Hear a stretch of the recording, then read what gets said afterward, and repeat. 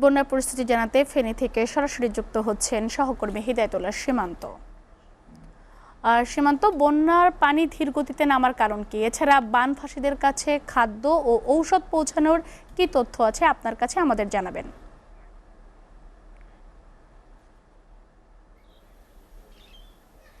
তন্নি, আমি সকাল থেকে নোয়াখালীর যে প্রত্যন্ত অঞ্চলগুলোর বন্যা পরিস্থিতি জানাচ্ছিলাম। আমি এই মুহূর্তে ফেনীতে রয়েছি। আপনি জানেন যে এই স্মরণকালে ভয়াবহ এই বন্যায় সবচেয়ে বেশি ক্ষতিগ্রস্ত হয়েছিল ফেনী। সেখানকার ফুলগাজী এবং পরশুরাম ফেনী শহর সহ উপজেলায় কিন্তু পানির নিচে ডুবে গিয়েছিল। আপনি জানেন যে একতলা ভবন পর্যন্ত ডুবে গিয়েছিল পানির নিচে। আমি এখন ফুলগাজী উপজেলায় রয়েছি। ফুলগাজী উপজেলায় আমি এই মুহূর্তে যেগুলো দেখছি একেবারে ধ্বংসস্তূপ হয়ে আছে বিভিন্ন ঘরবাড়ি। তারা এই যে এখানকার স্থানীয়রা এখন যে তাদের সেই ঘর বাড়ি ঠিক করছেন এবং তারা ঘুরে দাঁড়ানোর চেষ্টা করছেন। একেবারে আপনি জানেন যে এই ঘর বাড়িগুলো একেবারে ডুবে গিয়েছিল, সেটি পানি কমার সাথে সাথে আশ্রয় কেন্দ্র থেকে তারা ঘরে উঠে তাদের সব কিছু এখন ঠিক করার চেষ্টা করছেন। তারা চেষ্টা করছেন তাদের যেই ক্ষয়ক্ষতি হয়েছিল একেবারে ঘরে কোনো কিছু এসে তারা ঠিক পায়নি, সব কিছু স্রোতের টানে নিয়ে গিয়েছে। সেখান থেকে তারা এখন ঘুরে দাঁড়ানোর চেষ্টা করছে।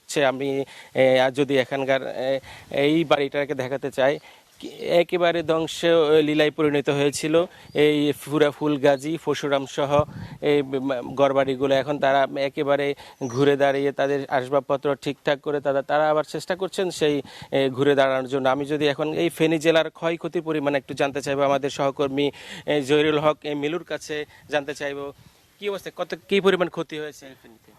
সীমান্ত, আপনি জানেন যে স্মরণকালের যে বন্যা ফুলগাজী পরশুরাম এবং ছাগলনাইয়াতে এবং পরবর্তীতে এই পানিগুলোর ফেনী সদর এবং সোনাগাজী দাগনভূঞাতে গিয়ে সেখানেও ব্যাপক ক্ষয়ক্ষতি হয়। অর্থাৎ পুরো জেলায় দুর্গত জেলা হিসাবে চিহ্নিত ছিল গত 10 দিন।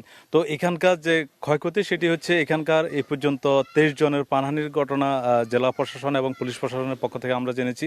এর মধ্যে 17 জন পুরুষ এবং বাকিরা শিশু এবং নারী। এর মধ্যে এখন পর্যন্ত 7 জনের তাদেরকে চিহ্নিত করা যায়নি এই মরদেহগুলো। তো এখানকার এর বাইরে যে অর্থনৈতিক যে ক্ষয়ক্ষতি সেটি হচ্ছে 1000 কোটি টাকার উপর এখানে ক্ষয়ক্ষতি হয়েছে। এখানে পানি এবং যে প্রাণী সম্পদ যেটি রয়েছে মৎস্যর পাশাপাশি গবাদি পশু, সেক্ষেত্রে এইসব মন্ত্রণালয়গুলো বা অধিদপ্তরগুলো বলছে যে এখানে 400 কোটি টাকা শুধুমাত্র।